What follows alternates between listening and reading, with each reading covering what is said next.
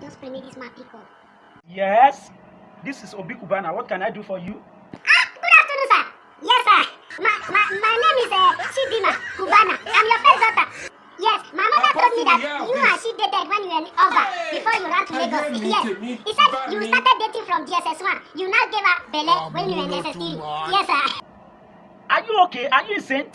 I don't even stay in Oba.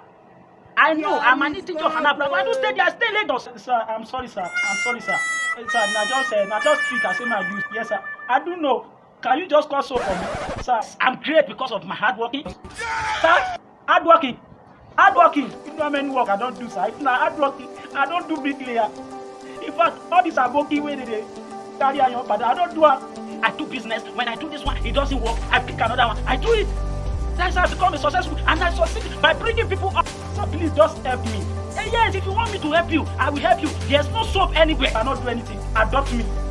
So please just adopt me. I'm ready because of you. I don't pack all my brothers and everything come up for her. So what are you telling me? Many of the people I brought up, they are billionaires. My name na Chooks. My name na Chooks. Chooks John. But since when you come over where I see the way you spread, I don't change my surname to Chooks Kubama. You say what?